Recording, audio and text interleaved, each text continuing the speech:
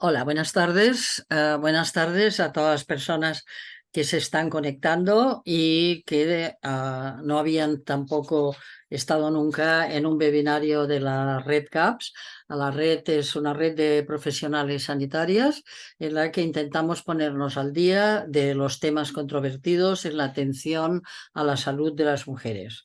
Y hoy tengo el placer de compartir el webinario con la doctora Laia Sánchez Paniagua, que es licenciada en Medicina y Cirugía por la Universidad de Barcelona y especialista vía MIR en ginecología y obstetricia en el año 2011 al 2015 en el Hospital de Terrassa. Está también ahora trabajando en este mismo hospital. Es máster en Sinología y Patología Mamaria, máster de la Universidad de Barcelona 2016-2018 y ha completado su formación con estancias en Lyon, Ginebra y Milán. Y ha cursado diferentes formaciones relacionadas con la endocrinología ginecológica y la medicina funcional. Y actualmente trabaja, como he dicho, en el Hospital de Terrassa y forma parte de la unidad de patología mamaria y de la unidad de ginecología infanto-juvenil. Y también realiza consulta online y lidera un equipo multidisciplinar focalizado en el abordaje de la salud de la mujer desde una mirada funcional y con perspectiva de género. Se llama Alma Baby Woman. Y ha participado en diversos congresos, jornadas, webinars y otras actividades divulgativas y ya forma parte de la red desde principios de este año, con lo cual es un placer poder contar con ella y con la ciencia que tiene y con la mirada crítica también hacia la ginecología. Y la segunda ponente será Chusa Sanz.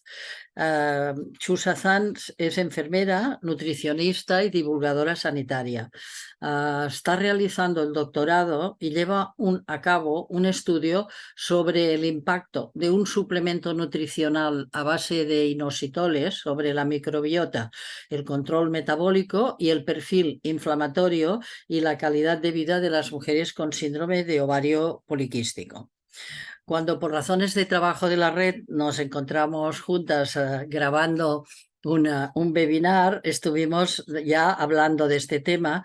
Pensamos que es un tema complejo y controvertido y por esta razón queríamos pensar juntas lo que se sabe y quizá lo que falta por saber en este campo. Entonces, brevemente voy a hacer una pequeña introducción que se referirá a un concepto de qué funcional de lo que ocurre cada mes en el ciclo menstrual y en la formación de uno, dos, tres o cuatro quistes en el ovario que van madurando durante el ciclo. No todas las personas que participan en la red son médicas y enfermeras. Hay también psicólogas, hay en otras ciencias, farmacéuticas, hay alguna socióloga y me permito solo explicar una primera idea de cuántos quistes se forman cada mes. Lo veréis en la parte alta de la diapositiva esquemáticamente, porque solo hay un quiste. A medio mes, en teoría, saldría un óvulo. Siempre hemos sido esquemáticas para explicarlo, pero este óvulo se forma y la salida de este óvulo por acción de las hormonas de la hipófisis. Y ya veréis que aquí tenemos unas contradicciones entre estas hormonas y el resto de hormonas del cuerpo.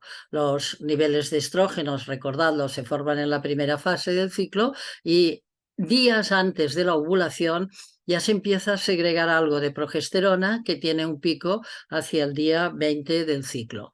Solo que la idea del quiste es compleja porque a muchas adolescentes y chicas jóvenes, cuando acuden a su médica o a su ginecóloga, les dicen que tienen ovario poliquístico. Y vamos a ver si lo decimos bien o no lo decimos bien en este webinario, porque una cosa es el síndrome de ovario poliquístico con sus matizaciones y otra cosa es que cada vez que intentamos ovular y no sale el óvulo del quiste, del ovario, quedará un pequeño quiste. Y sabemos en este momento que más del 50% de mujeres jóvenes entre 10 y 22 años que tienen la menstruación no ovulan. Son ciclos anovulatorios, pero eso no quiere decir que no hayan formado un quiste. O tienen estrógenos, no llegarán a tener progesterona en cantidad, pero quiste lo habrán formado y del mes anterior al otro quedará. Esto es un ovario, yo le llamaba micropoliquístico, no sé, la científica, la doctora Sánchez, que me dirá, pero le llamaba el micro y el de verdad. Pues ahora vamos a ver hoy en qué aspecto incidiremos. Vamos a ver, estoy compartiendo y no sé por qué no me deja avanzar.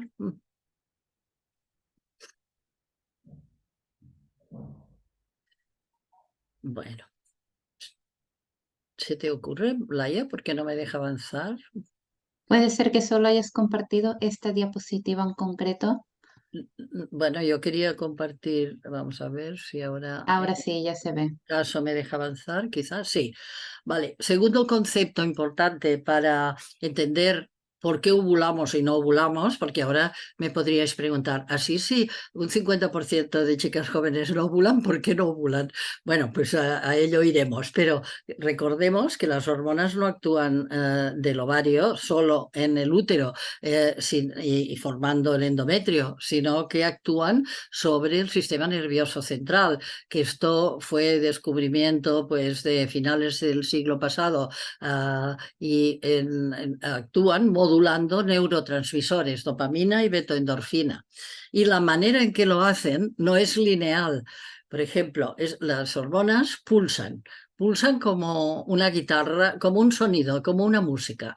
Pulsan en amplitud y frecuencia. Y la hormona que estimularía la ovulación, que sería la hormona luteínica, pulsa en la primera fase del ciclo, por ejemplo, de la forma que expreso en esta gráfica que reúne, por ejemplo, 12 horas de un día de una mujer en primera fase de ciclo. Pues en la misma, esta mujer, suponiendo que hubiera estado sometida, por ejemplo, a una situación de estrés, sus pulsos serían y su frecuencia como en la parte de abajo de la pantalla. Veis que la amplitud y la frecuencia es diferente y este ciclo daría lugar, el de esta hipotética mujer, en la fase folicular, las dos, por ejemplo, en la primera fase de ciclo. Pues esta hipotética mujer o hubiera dejado de ovular en el momento de la ovulación o lo hubiera hecho con tan poca fuerza que la progesterona que se formaría sería insuficiente y le llamaríamos que provocaría un déficit de fase luteínica. Pero el déficit de fase luteínica ocurre en la primera fase del ciclo ya, dependiendo de la armonía de la secreción de estas dos hormonas. Y vamos a complicarlo un poco más, porque estas dos hormonas, la folículo estimulante y la luteinizante, también pulsan en razón de los pulsos de la hormona liberadora de las gonadotropinas, la GnRH. Como lo decimos todo en inglés, pues las siglas son en inglés, pero en español sería hormona releasing factor de las gonadotropinas. Bueno, pues esta hormona, que es la que sería la responsable final, por ejemplo, de los sofocos en la menopausia, pues esta hormona también pulsa y sus pulsos son modulados por muchas cosas que estamos estudiando con Laia, porque los pulsos de la GnRH pueden estar modulados por la acción de neurotransmisores, de la serotonina, de la noradrenalina, de las endorfinas, de los receptores GABA y cómo el GABA-aminobutírico está en el cerebro, de la dopamina. Por tanto, tenemos muchos conflictos en neurotransmisores. Por suerte, las mujeres que todavía tienen ciclo de todo eso no saben nada, porque si no podrían vivir angustiadas pensando la cantidad de neurotransmisores que tenemos en este momento, pero en su vida real y dependiendo del estrés que tengan, tendrán una modulación incorrecta de la secreción de LH y FSH. Y la hormona tiroidea también influye y en realidad todas las hormonas del cuerpo, porque la hormona de crecimiento también altera los neurotransmisores, el cortisol y el estrés que segrega el cortisol también, y luego las mismas hormonas del ciclo, también tanto los estrógenos como la progesterona, modulan neurotransmisores. Por lo tanto, cuando nos enfrentamos a un adolescente o no tan adolescente que no ovula, tendríamos que pensar en un principio en el conflicto de muchos problemas.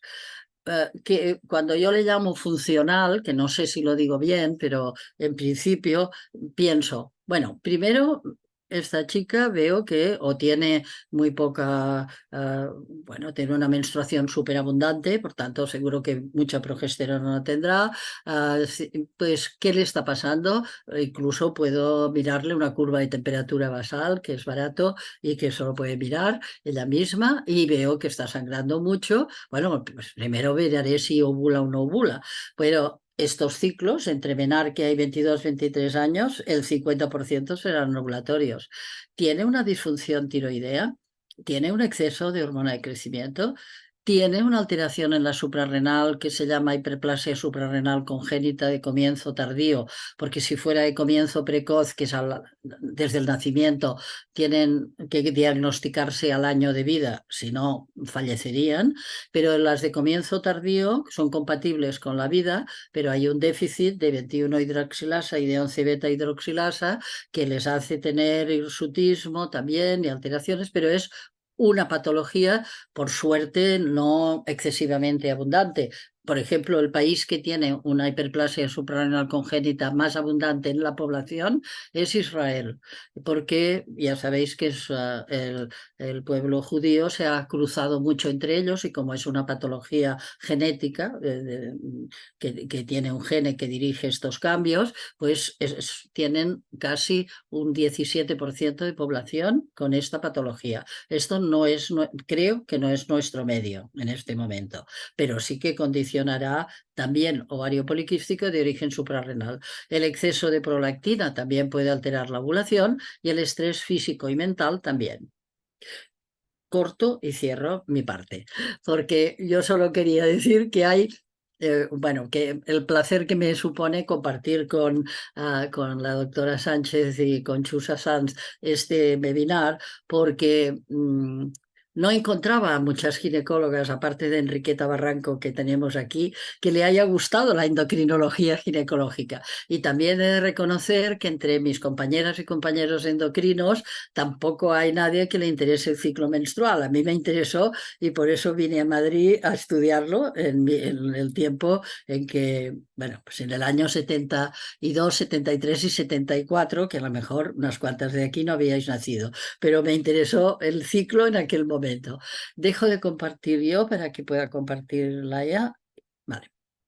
Para deciros, y ya pots compartir-la ja, que en este momento este conflicto está presente en muchas consultas y en la angustia que a veces podemos crear, porque algunas pacientes me decían, a mí me dijeron a los 18 años que tenía un ovario poliquístico, y fíjese, me ha desaparecido. Ahora tengo hijos, he tenido 3, me dijeron, no podrá tener hijos. He tenido 3, estoy bien, he ovulado después. O sea, ¿qué me ha pasado? ¿Desaparecen los ovarios poliquísticos? Bueno, pues ahora la doctora Sánchez nos empieza a explicar.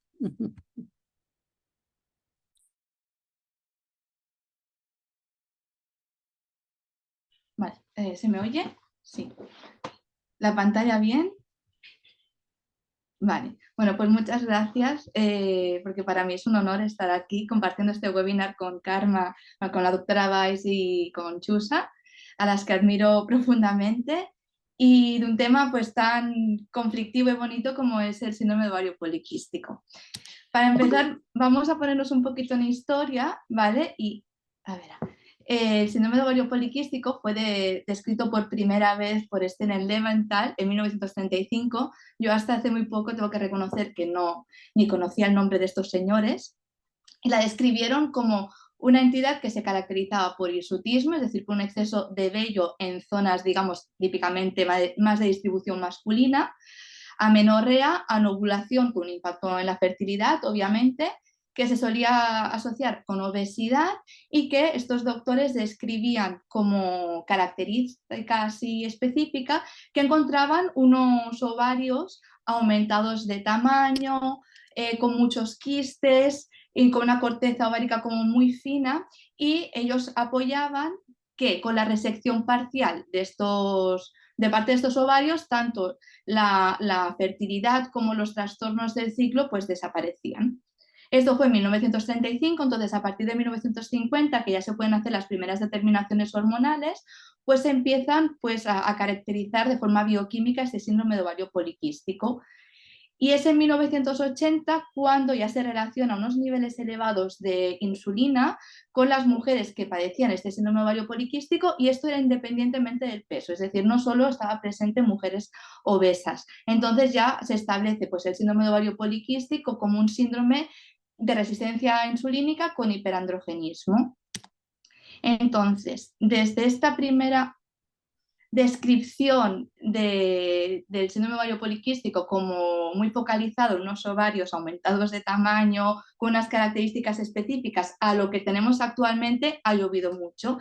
El síndrome de ovario poliquístico es un síndrome muy heterogéneo, con una fisiopatología que aún se está estudiando, donde también la presentación clínica es muy variable, ya no está tan polarizado hacia un perfil de mujer con tendencia a la obesidad, como ya veremos, sino que hay un amplio fenotipo que tenemos que tener en cuenta, y también presentaciones mixtas, ¿de acuerdo? Y donde sabemos que hay una base genética y epigenética que tiene muchísimo peso.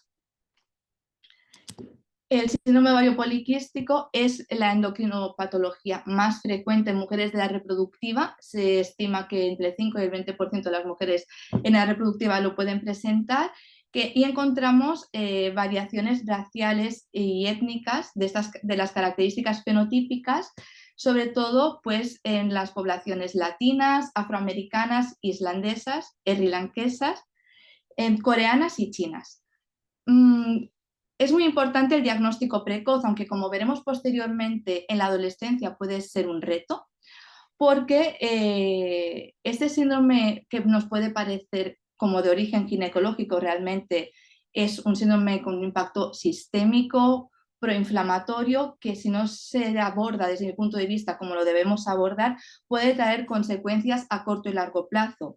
En las mujeres en perimenopausia o cada vez más se ven mujeres en edad reproductiva cerca de los 30, 40 años, pueden empezar a tener consecuencias de este trastorno metabólico, traduciéndose en problemas a nivel, por ejemplo, del endometrio, como patología que hace unos años se veía propiamente en mujeres posmenopáusicas, como la hiperplasia endometrial atípica, algunos tipos de cáncer endometrioides ya en mujeres premenopáusicas.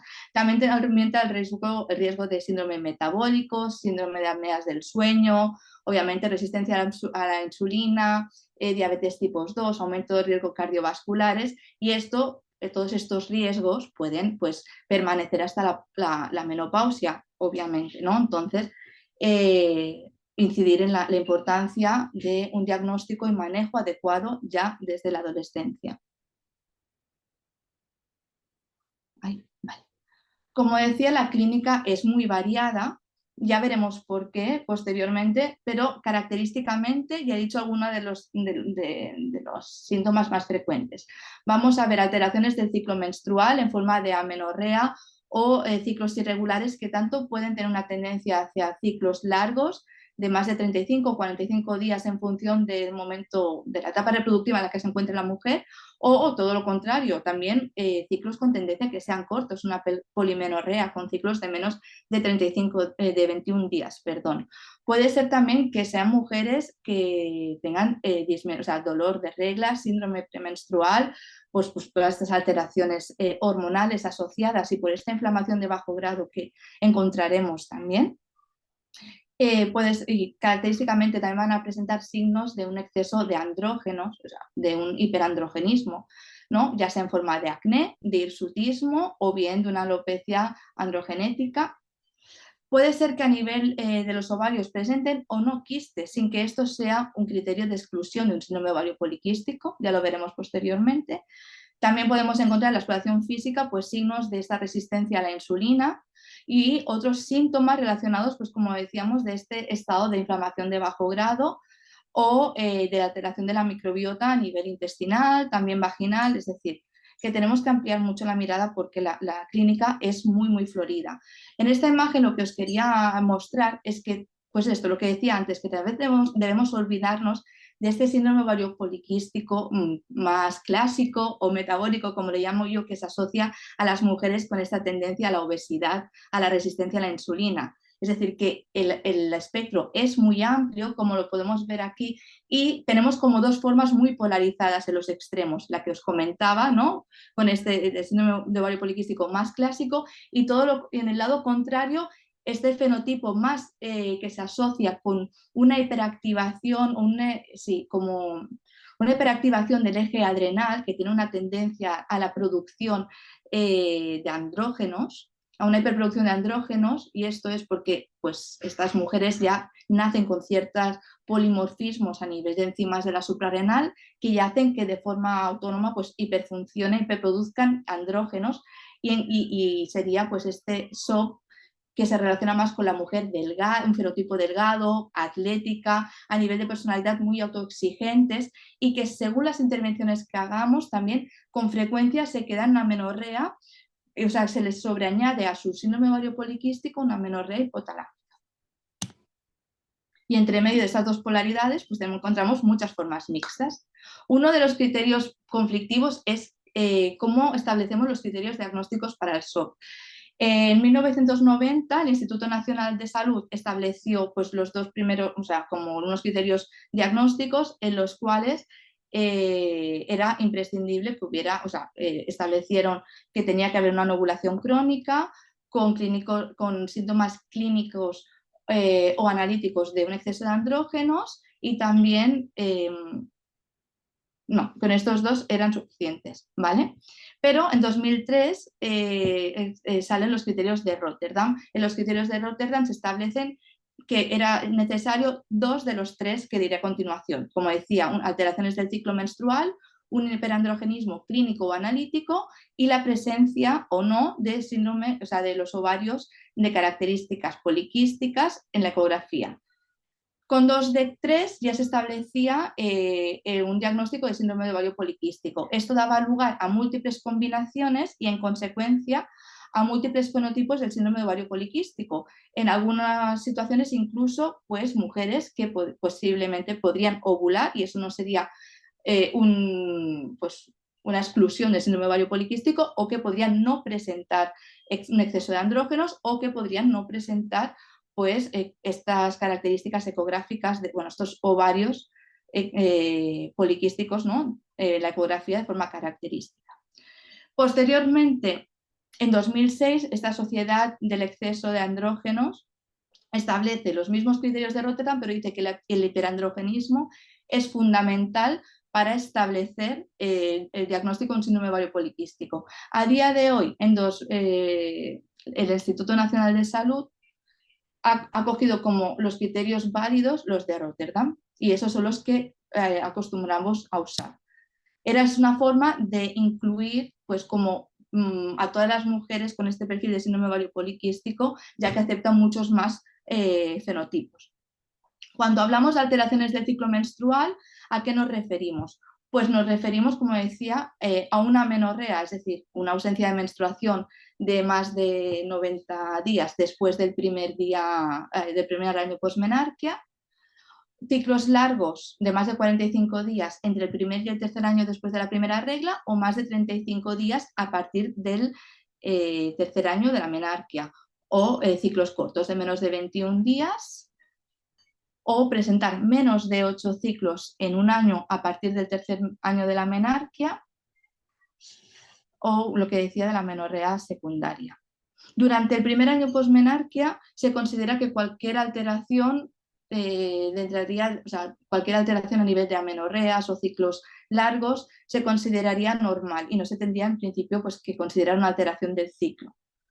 Luego, para evaluar el hiperandrogenismo, normalmente, o sea, el hirsutismo, perdonad, usamos normalmente la escala de Ferryman-Gallwey, que aquí tenemos 9 zonas corporales y les damos una puntuación del 1 al 4. Hay que tener en cuenta también la población a la que se aplica esta escala. En España normalmente se acepta que a partir de 10 estaríamos hablando de un hirsutismo, de un exceso de vello en zonas de distribución típicamente masculina, pero lo estándar es 8 y, por ejemplo, en poblaciones como las asiáticas, pues hay algunos estudios que dicen 5, otros a partir de 2 ya lo consideran como un hirsutismo. Y en cuanto a las adolescentes, pues tampoco hay un consenso para valorar una puntuación a partir de la cual hablaríamos de hirsutismo. Claro, ahora lo veremos, pero las adolescentes tenemos como una de las limitaciones es que puede haber un exceso de vello de forma fisiológica por el momento de la pubertad en el que se encuentren. Otro tema conflictivo es el del... ¿Qué entendemos por ovarios de morfología poliquística? Resulta que la población normal puede presentar este tipo de ovarios, que son unos ovarios un poco más grandes, con múltiples folículos en estadios tempranos, es decir, que miden normalmente entre 2 y 7 milímetros, ¿de acuerdo? En un 32% de la población, y no necesariamente todas estas mujeres que tienen esta morfología de ovario poliquístico o micropoliquístico tienen criterios de diagnóstico de síndrome de SOP, ¿vale? Es decir, y además sabemos que este hallazgo ecográfico es inversamente proporcional a la edad. Cuanto más joven es la mujer, pues más probabilidad hay que presente este tipo de ovarios. Por eso, desde hace ya unos años, no se recomienda y no es una buena praxis utilizar como criterio diagnóstico la morfología ovárica en aquellas mujeres menores de 20 años o que hacen menos de 8 años que han tenido su primera regla. Es decir, en adolescentes, cuando dentro de sus criterios diagnósticos la valoración ecográfica no está aceptada.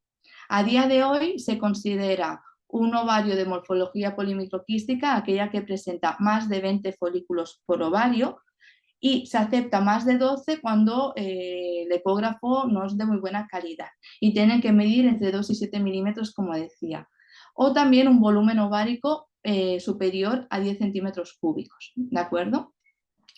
Hay algunos estudios que dicen que estas mujeres que tienen esta morfología ovárica que no cumplen criterios de SOP, cuando se someten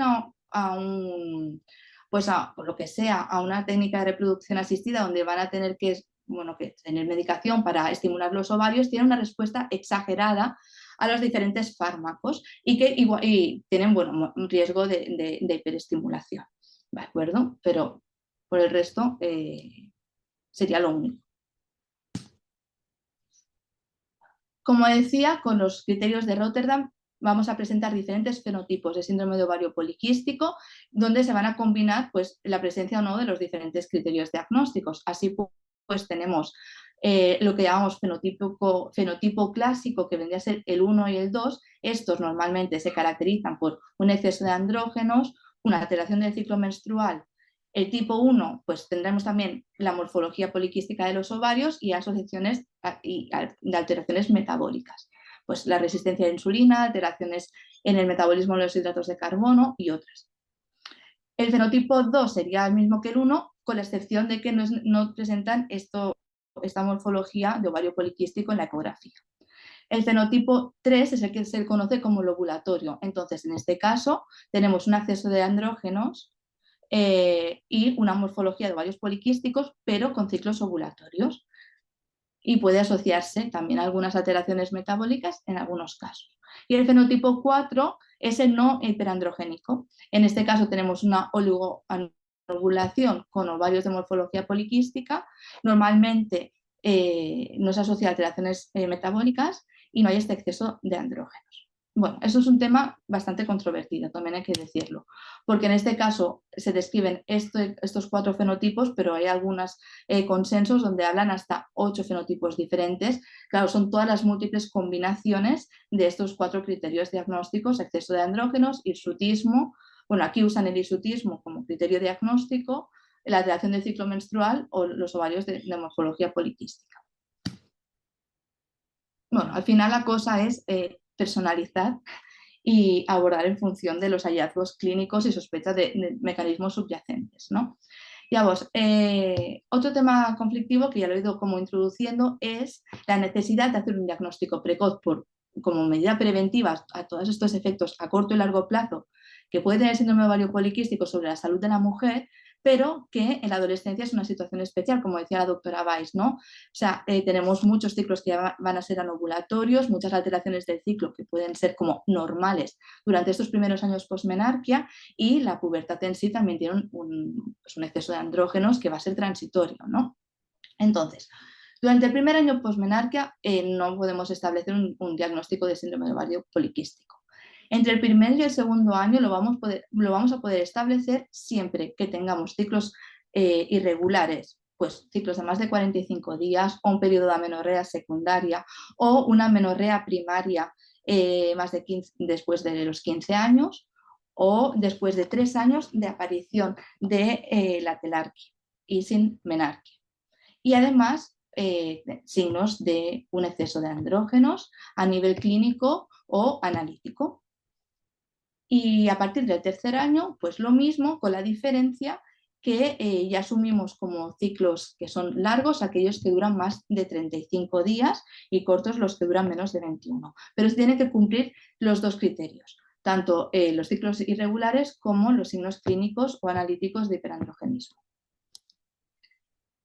Pero la realidad, esto parece fácil, pero vamos a tener muchas situaciones intermedias en las cuales vamos a tener que establecer un diagnóstico de adolescente en sospecha de síndrome ovario poliquístico y asegurar un seguimiento estrecho y a introducir, como nos hablará luego Chusa, realmente cómo se tiene que tratar el síndrome ovario poliquístico, que es con la modificación de los estilos de vida hacia unos estilos de vida que vayan más acorde a esta condición de salud que ellas tienen, ¿no? Entonces, estas situaciones, ¿cuáles pueden ser? Pues aquellas adolescentes que tienen alteraciones del ciclo menstrual pero no tienen hiperandrogenismo con ciclos regulares, un hiperandrogenismo y alteraciones del ciclo menstrual pero que estamos durante el primer año posmenarquia, hiperandrogenismo y alteraciones del ciclo menstrual entre este tercer año posmenarquia y síndrome metabólico y irregularidades del ciclo.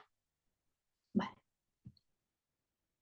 A modo resumen, en este algoritmo lo que hemos dicho, ¿no? Una vez tenemos la sospecha clínica, es importantísimo hacer una analítica, pero no solo para valorar el eje ovárico y tal vez el suprarrenal para el tema de los andrógenos suprarrenales, sino también para descartar otras causas que puedan tener un impacto en el ciclo menstrual, como sabemos, pues la alteración del eje tiroideo, una hiperprolactinemia, ya veremos después en el diagnóstico diferencial, y también otras causas de un hiperandrogenismo que no se ha explicado por el síndrome de ovario poliquístico, y en función de eso, de los hallazgos clínicos y analíticos, tal vez es necesaria otras pruebas de segunda línea para ir descartando las diferentes patologías. En cuanto al diagnóstico diferencial, pues tenemos que descartar, como decía, otras causas de exceso de andrógenos. La doctora Weiss ya nos ha hablado de esta hiperplasia suprarrenal de característica, o sea, atípica, de aparición más tardía, que muy fácilmente se puede confundir con un shock más de origen adrenal. En este caso, tanto el nivel pues, de los andrógenos suprarrenales como la 17-hidroxiprogesterona nos puede dar mucha sospecha clínica, ¿no? Luego hay que descartar causas más infrecuentes como los tumores de ovario o de la glándula suprarrenal que producen andrógenos, el uso de ciertos fármacos que pueden también aumentar estos andrógenos, un síndrome de Cushing o un síndrome de ERAN, que se acompaña de un exceso de andrógenos, síndrome de resistencia a la insulina y acantosins nigricans. También tendremos que hacer un diagnóstico diferencial con otras causas de trastornos de la fase folicular, ¿no? O sea, de otras alteraciones del ciclo que nos causen anovulación. En el síndrome de ovario poliquístico, a nivel analítico, ¿qué vamos a encontrar?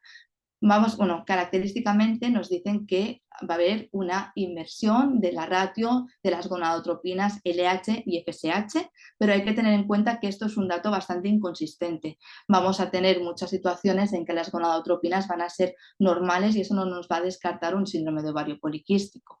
Sí que es verdad que si estamos en un estado de amenorrea o en anovulación y hacemos ciclos anovulatorios, es frecuente que encontremos LH, sobre todo, o sea, LH elevada, y sobre todo cuando tenemos mucha clínica de un hiperandrogenismo y resistencia a la insulina.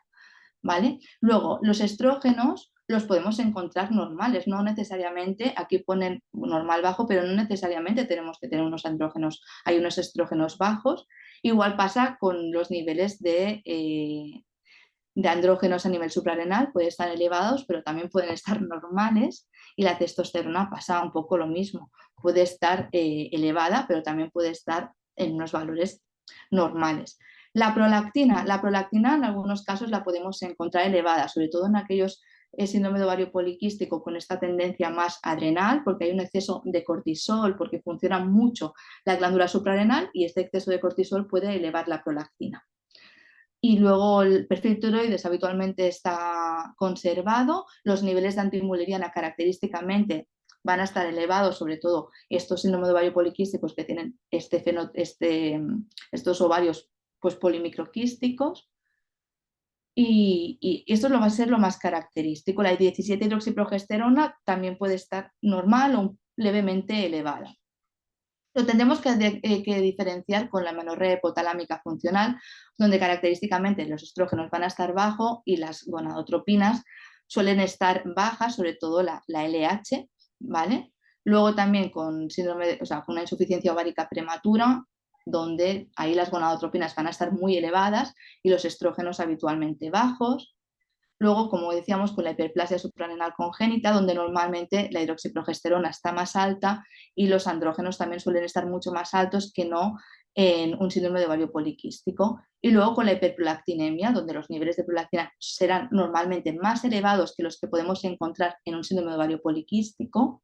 Y además también las gonadotropinas tienen una tendencia a estar más bien bajas, sobre todo los pulsos del LH suelen estar más bajitos si estamos en amenorrea. Vale, yo creo que con esto pueden pasar. Vale, como decíamos antes, el síndrome ovario poliquístico sabemos que hoy en día que tiene una base genética y una predisposición genética, y en este estudio, aquí tenemos los diferentes genes que se han identificado que pueden tener una relación con su fisiopatología. Sabemos que tener una familiar de primer grado afecta, aumenta nuestro riesgo, y que este componente genético explica el 70% de la patogenia del síndrome de ovario poliquístico.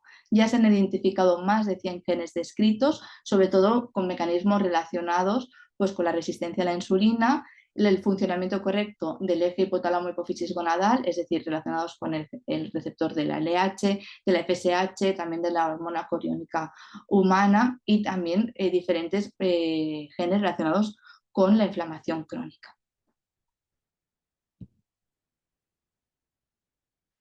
Por otro lado, sabemos que la exposición fetal, hay como una programación fetal que va a condicionar también esta cierta predisposición, ¿no? Una madre con resistencia a la insulina, con una diabetes gestacional, un retraso de crecimiento intraútero o una madre con unos niveles de andrógenos muy elevados son factores de riesgos que pueden condicionar a esta programación fetal hacia un posible síndrome de ovario poliquístico.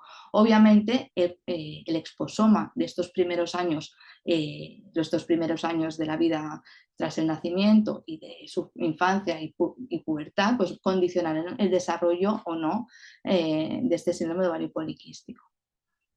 Pues nos podemos imaginar que el estilo de vida de esta niña, es decir, si hace un catch-up rápido de este peso que no ha cogido durante el embarazo y durante los 2 primeros años de vida lo coge muy rápido, sabemos que es un factor de riesgo, pues la exposición a diferentes tóxicos y el tipo de alimentación, estilo de vida, al fin y al cabo, todo esto va a aumentar pues, su riesgo de desarrollar un síndrome de ovario poliquístico.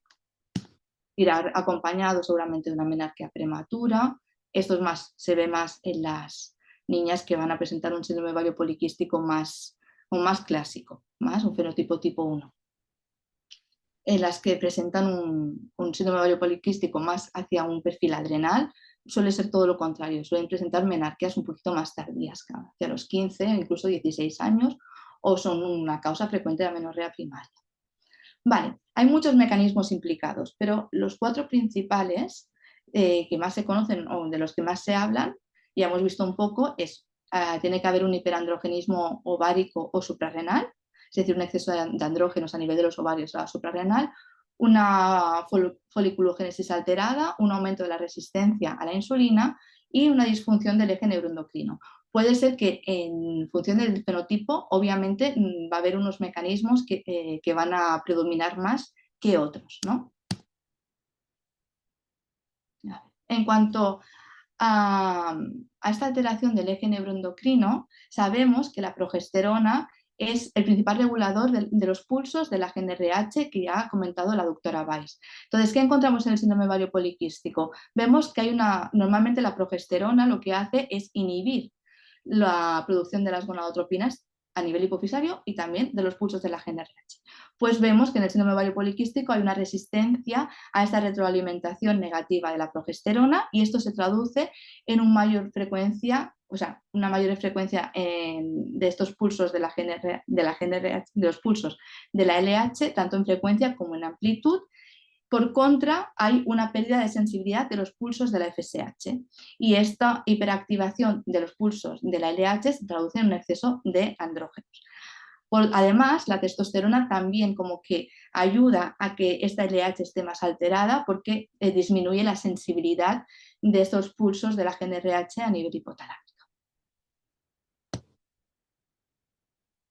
A ver, vale, esto no se pasa.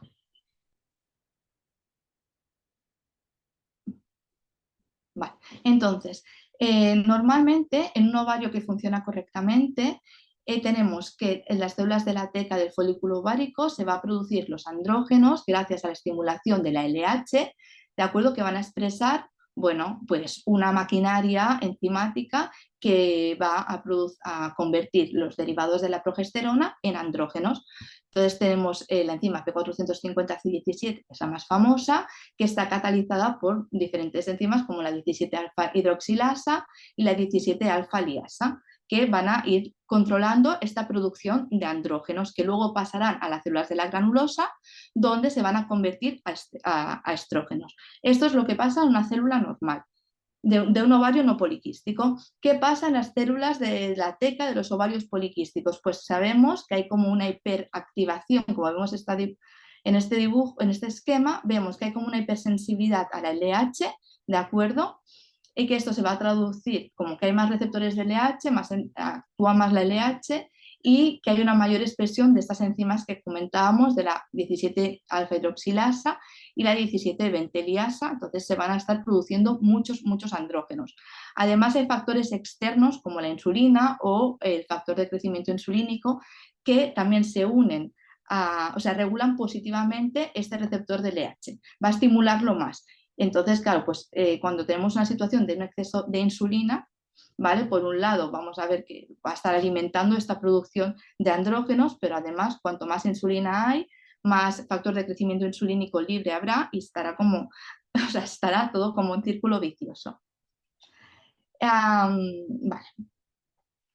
Ya vos.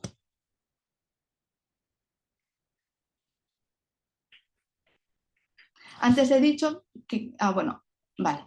Entonces, hay diferentes mecanismos descritos, aparte de los que he comentado, que explican la alteración en la foliculogénesis, es la maduración de este folículo en la selección del folículo dominante en que tenga lugar la ovulación. La expresión que comentábamos de esas enzimas que estimulan la producción de andrógenos, pero también sabemos que hay más expresión de enzimas que se encargan de la excisión de la cadena lateral del colesterol. El colesterol es la base, es el sustrato a partir del cual se van a formar los esteroides sexuales, ¿no? Esta progesterona, estos andrógenos y estos estrógenos.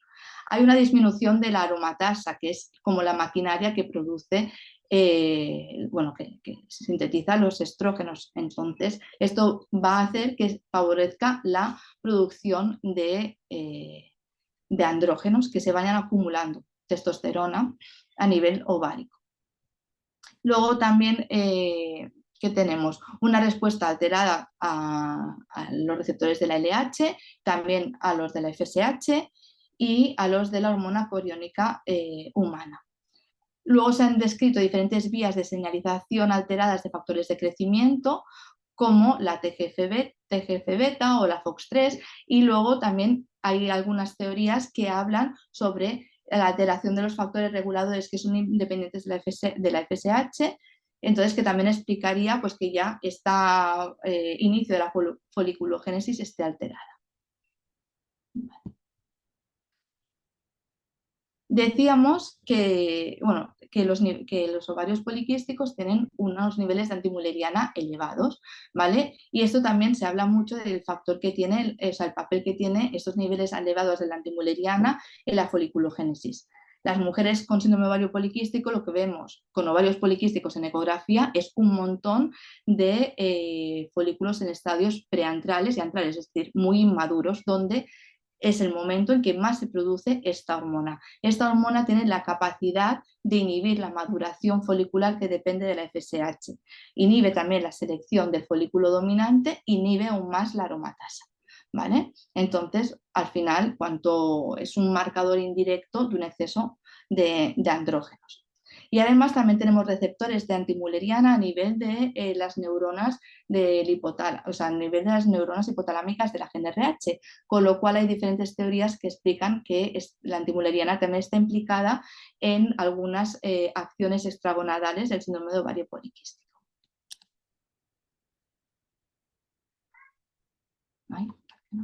Bueno, eso llevo en bis. Pero todos los andrógenos no son ováricos. También entre un 20 y un 30% de las mujeres con síndrome de ovario poliquístico tienen un exceso de andrógenos a nivel de la suprarrenal, sobre todo del DEA y el DEA sulfato. Se han descrito diferentes mecanismos que justifican como este exceso de producción de estos andrógenos ováricos, como sería pues, variantes genéticos a nivel de la SULT2A1, y también una actividad exagerada de la P450 a nivel de la suprarrenal. Al final, las mismas enzimas ováricas que producen un exceso de andrógenos a nivel ovárico también lo comparten a nivel de la suprarrenal. Y además también sabemos que esta hiperactivación del eje suprarrenal es independiente del control digamos, del eje hipotálamo-hipófisis suprarrenal, es decir, que no tiene que haber como una hiperactivación constante a nivel central como para que la glándula produzca andrógenos de forma exagerada. Y además no solo eso, no solo los produce de forma exagerada, sino que hay mutaciones que hace que no los podamos eliminar correctamente, como sería la disminución de la actividad de las SOX.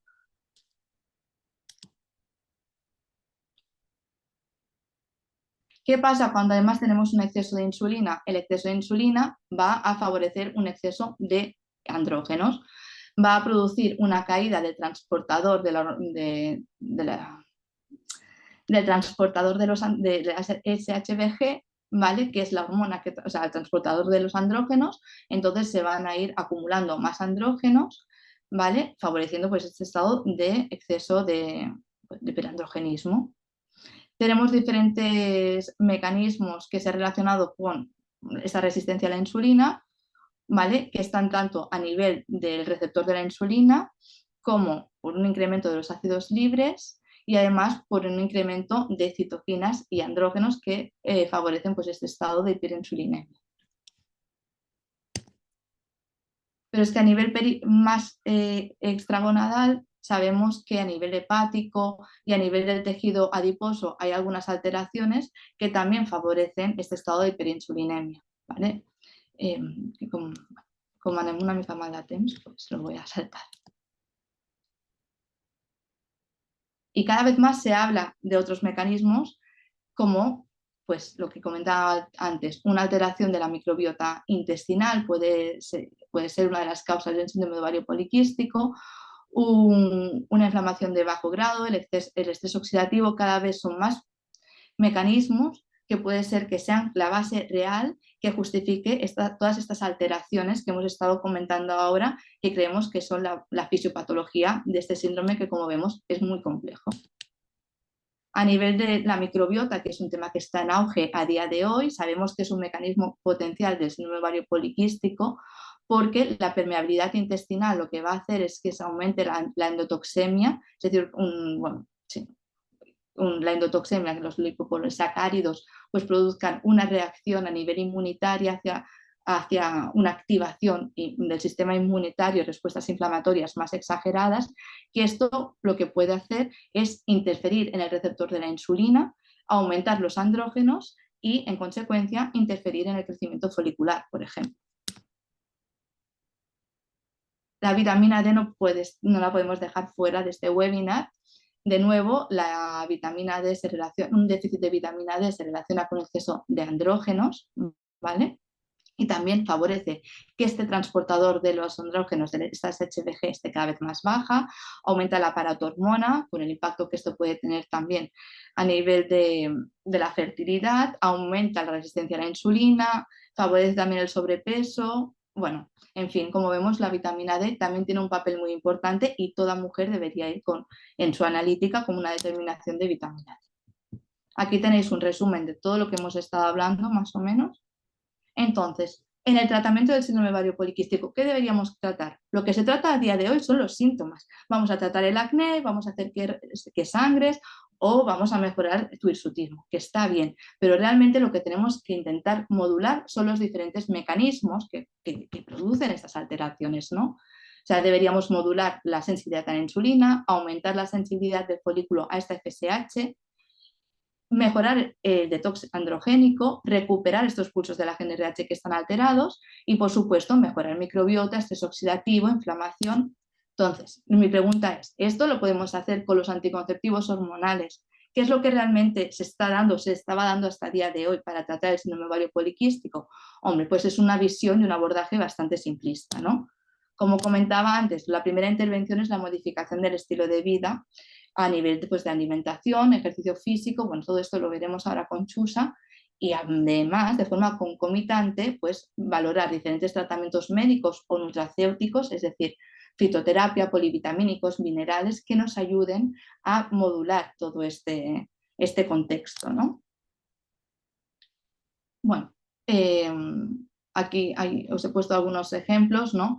Pero clásicamente para mejorar la resistencia a la insulina usamos mucho la berberina, pero vemos que hay muchas alternativas. Hay la metformina, pero vemos que hay muchas alternativas como, bueno, berberina, inositoles, no me voy a adelantar. Para mejorar la sensibilidad al folículo, pues a la FSH, de nuevo vemos la importancia del inositol. Para recuperar los pulsos de la GnRH, hablamos mucho, o sea, la progesterona micronizada es una opción muy válida y además también es un antiandrogénico y, como hemos visto en la alteración del eje neuroendocrino, la protagonista era la progesterona. Por lo tanto, pues es una opción súper válida plantear el tratamiento con progesterona. Pero también, por ejemplo, la cimicifuga, que es un fitoestrógeno a dosis bajas, y hay estudios muy interesantes que nos ayudan pues, a recuperar estos pulsos de la GnRH, pues se puede dar de forma combinada. ¿Vale? En cuanto a detoxificar andrógenos, pues tenemos lo de siempre. La espironolactona es lo que más se suele dar a día de hoy, porque la flutamida está contraindicada porque es hepatotóxica, pero podemos también pensar en alternativas, como decía, la progesterona y también otras intervenciones que nos ayuden a eliminar estos andrógenos.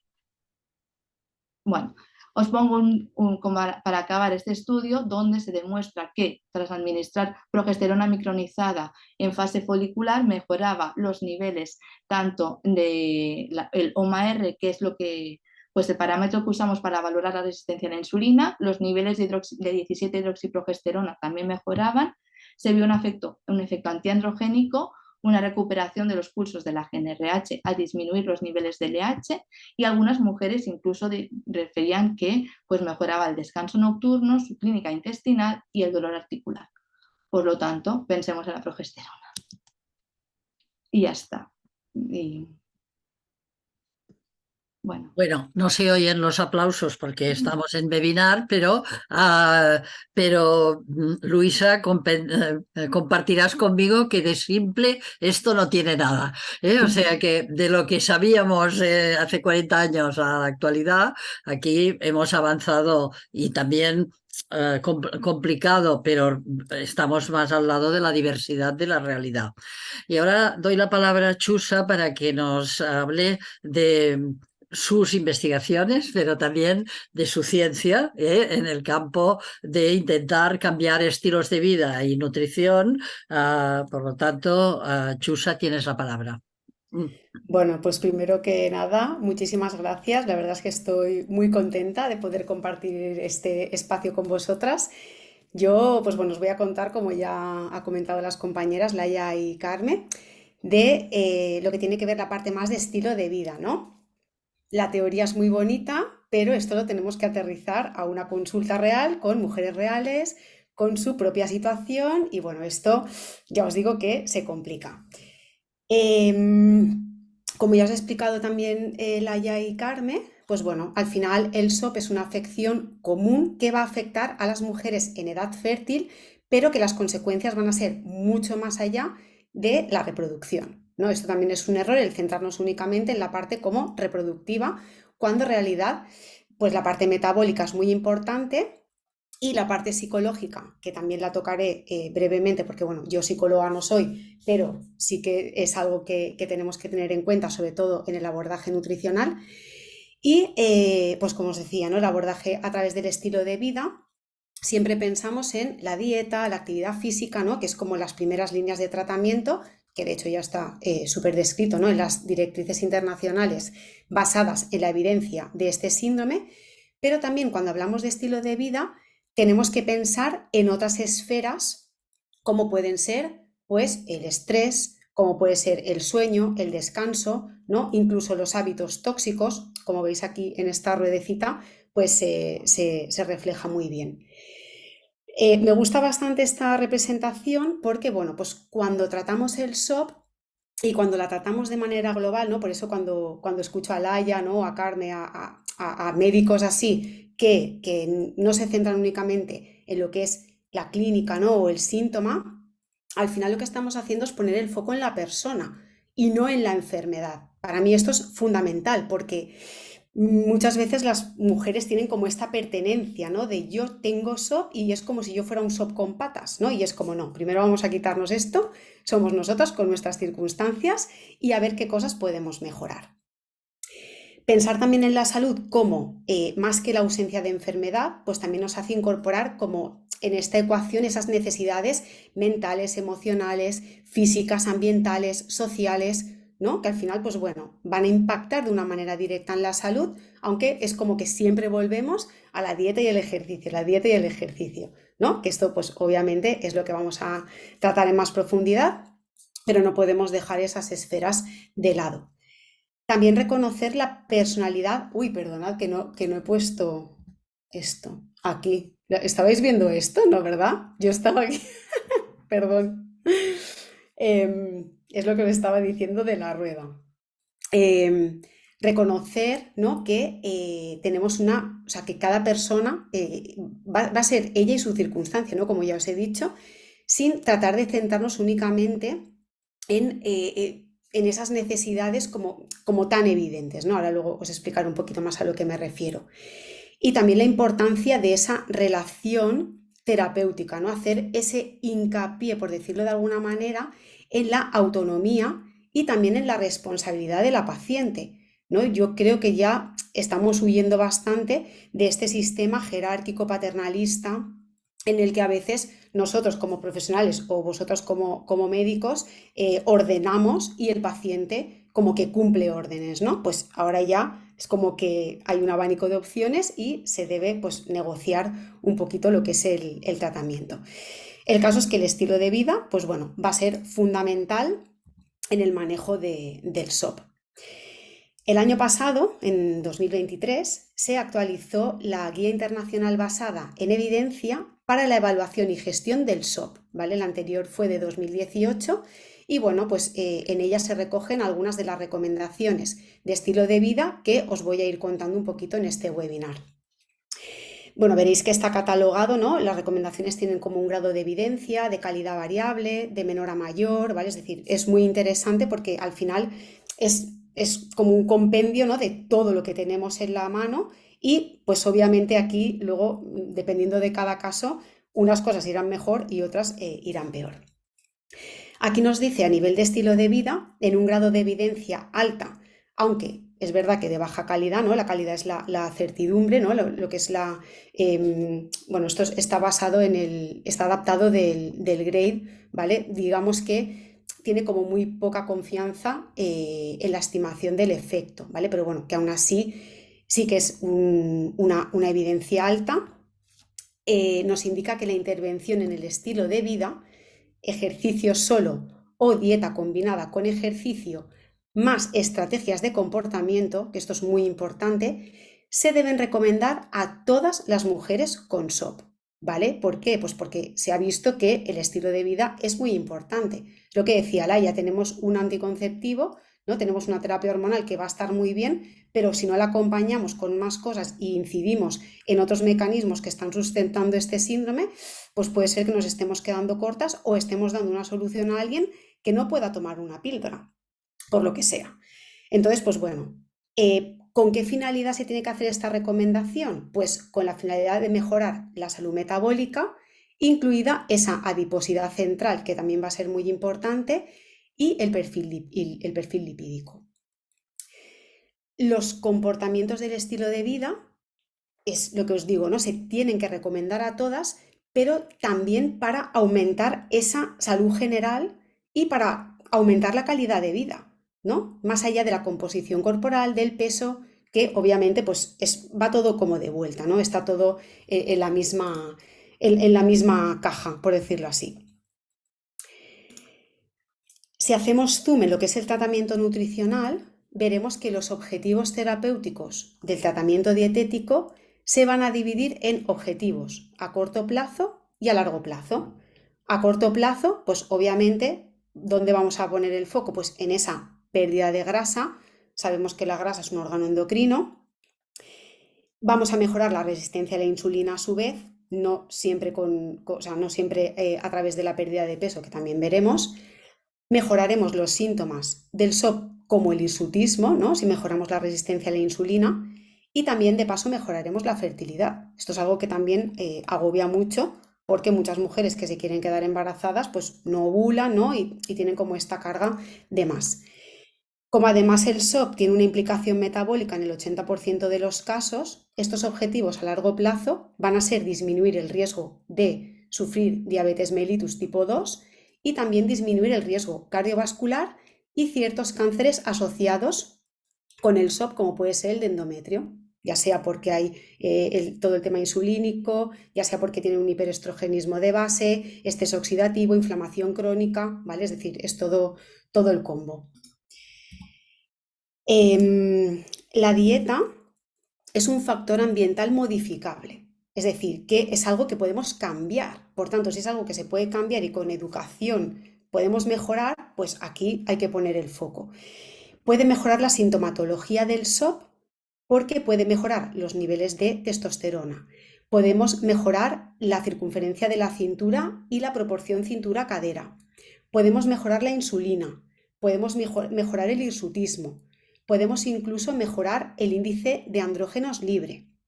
Tenemos que tener en cuenta que la dieta y el estilo de vida van a mejorar el perfil hormonal, pero también pueden mejorar aspectos psicológicos porque mejoran la sintomatología. Y esto es súper importante porque al final, si yo me veo mejor porque tengo menos síntomas, emocionalmente también voy a estar mejor. Pensad que son mujeres que, como poco, tienen el fenotipo típico, que es la obesidad, y si encima tienen un hiperandrogenismo muy acusado, van a tener alopecia, van a tener vello en zonas donde de normal la mujer no suele tener. Entonces les genera pues muchísimo malestar y la parte psicológica tiene un impacto directo.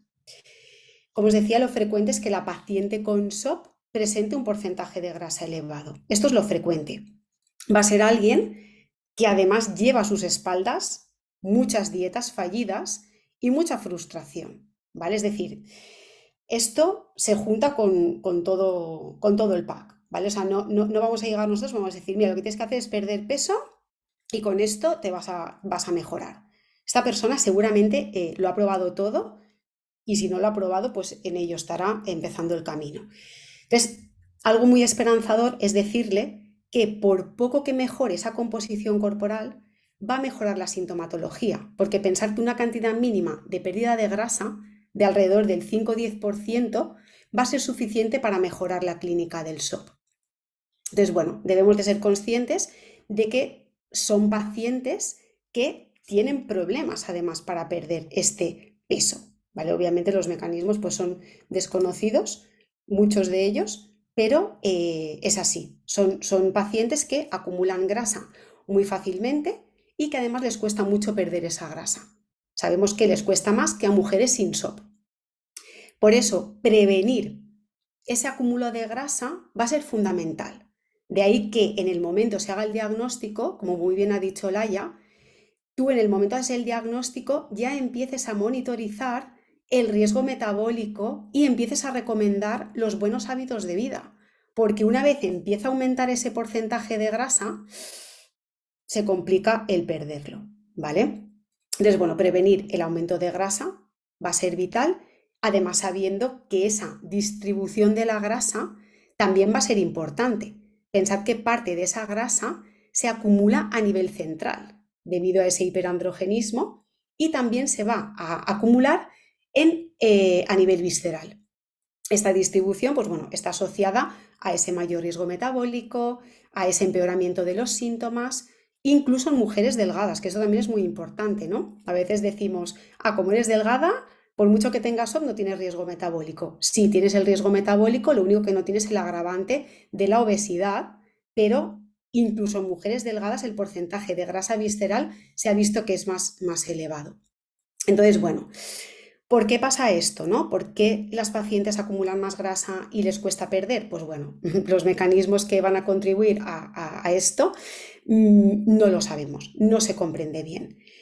Hay factores intrínsecos, como puede ser que las mujeres con SOP tengan hábitos de vida diferentes, por ejemplo, una mayor ingesta de grasa, una menor actividad física, mayor estrés, ¿no? Lo que decíamos, al no sentirse bien, tienen como un estrés extra de toda esta parte más física, pero también puede haber factores extrínsecos, ¿no? Es decir, mecanismos que están producidos, ¿no? O sea, relacionados con esta propia alteración hormonal que ya tienen ellas de base, ¿no? Como pueden ser la resistencia a la insulina, el hiperandrogenismo, hay incluso alteraciones en las hormonas reguladoras del hambre y la saciedad. Incluso se ha podido observar en algunos estudios que la tasa metabólica puede estar alterada o la termogénesis después de las comidas también. Entonces, bueno, no sabemos realmente por qué, pero sabemos que estas mujeres, pues bueno, tienen un problema en este sentido. Además, por si no tuvieran bastante las pobres, sabemos que las mujeres con SOP tienen más riesgo de desarrollar trastornos de la conducta alimentaria. ¿Vale? Cada vez hay más bibliografía científica que recoge esta relación, sobre todo relacionada con el SOP y bulimia nerviosa y trastornos por atracón. Es decir, es muy raro que tengamos un SOP con perfil de anorexia nerviosa. No es casualidad, ¿no? Que al final este ambiente hormonal también nos lleva hacia unas conductas o hacia otras. Uno de los problemas que nos encontramos en estas pacientes es que una de las acciones que mejoran la sintomatología del SOP, que es lo que os he dicho, es la recomendación de la pérdida de peso, ¿vale? Pero realmente lo que realmente recomendamos es una reducción del porcentaje de grasa corporal.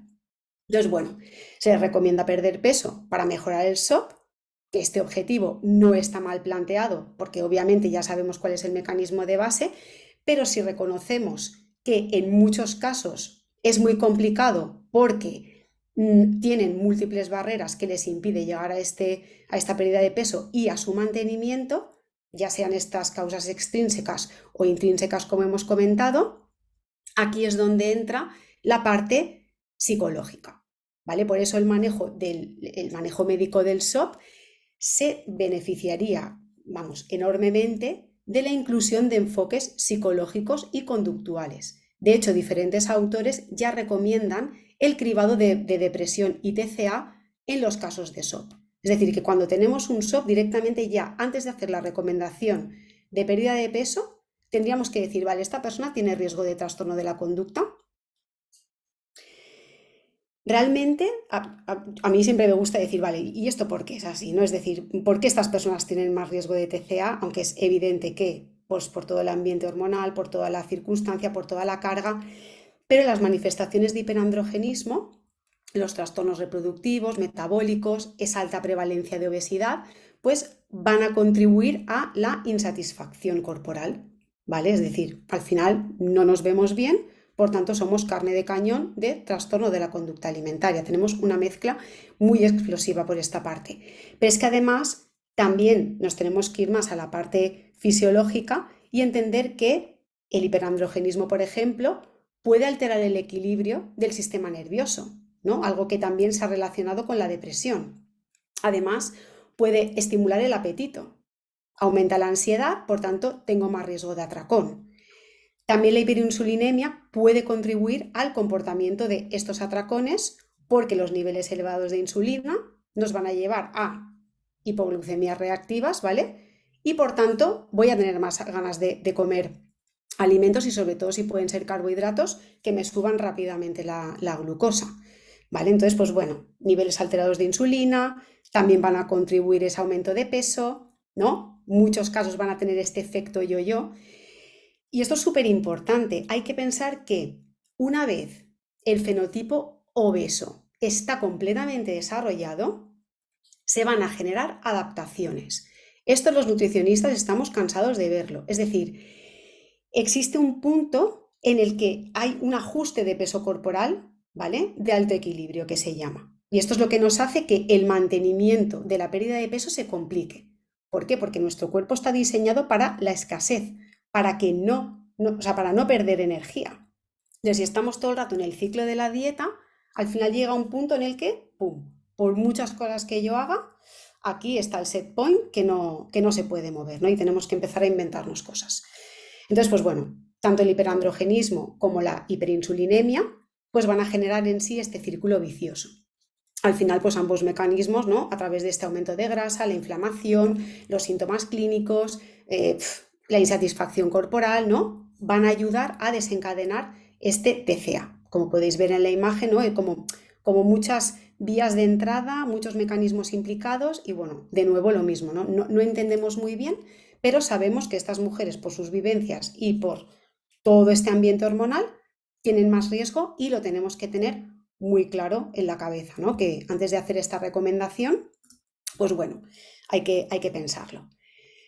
Además, estas mujeres pues van a sufrir el estigma de peso, ¿no? El estigma de peso es esa devaluación social de las personas debido a su peso, ¿no? Es esa combinación de actitudes negativas, estereotipos, prejuicios que van a caer sobre las personas pues, que tienen un peso corporal elevado. Sabemos que las mujeres con SOP cargan con el SOP y cargan con el estigma de peso porque esto está recogido en estudios, ¿vale? En cuestionarios autoinformados y no solamente les cae del trabajo, de la familia, de la vida diaria, de todo, sino que también en la consulta médica. Es decir, el estigma sobre el peso es común en todas las disciplinas de atención médica y esto es algo que sabemos. Y es que además lo hacemos sin querer, lo hacemos sin darnos cuenta, ¿no? De aquí también la importancia nosotras como sanitarias de pensar en ello, ¿no? Es decir, el estigma de peso está generalizado y está arraigado, ¿no? En cualquier lugar se van a sentir juzgadas por su peso y esto pues al final tiene un impacto en la salud mental. Es tanto que incluso se ha llegado a pensar, ¿puede ser que estas mujeres tengan peor estilo de vida? Por ejemplo, no vayan al gimnasio porque tengan vergüenza de hacer deporte. No sé si vosotras habéis ido alguna vez a un gimnasio, clásico gimnasio, pues tú allí puede ser que no te sientas ni siquiera bien porque tu cuerpo no es un cuerpo en el que pues, la gente te mira, ¿no? Pensará, mira, ¿dónde va esta? Pues sí, el estigma del peso se asocia a la evitación del ejercicio físico y además a un mayor consumo de alimento. Pues tanto no voy al gimnasio como más, pues ya tengo aquí otra vez la historia montada. Al final es un empeoramiento del estilo de vida. Entonces, el estigma del peso se asocia con depresión, con ansiedad, con trastornos alimentarios, con alteraciones de la imagen corporal, con todo esto que ya hemos comentado. Creo que Carmen quería decir algo aquí, que la veo ahí con las manos. Te iba a decir que intentes avanzar un poco para que podamos preguntarte. Ah, vale, vale, perdón, es que le meto caña, pues, le meto caña. Vale, bueno, pues este ya va a ser más rápido. Volviendo a las recomendaciones, ¿no? ¿Existe un modelo de dieta que mejore el SOP? Pues la verdad es que no, ¿vale? En la actualidad no existe un consenso sobre una composición dietética única que mejore los síntomas del SOP, más allá de la restricción calórica per se, ¿vale? Es decir, cualquier dieta que produzca un déficit calórico que se traduzca en una pérdida de peso puede mejorar los síntomas del SOP. Da igual que sea una dieta alta en proteínas, baja en grasa, cetogénicas.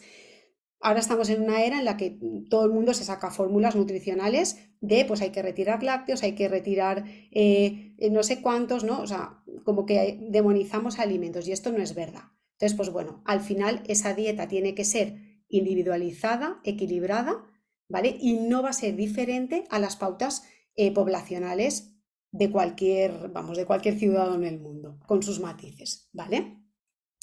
Bueno, voy a seguir un poquito.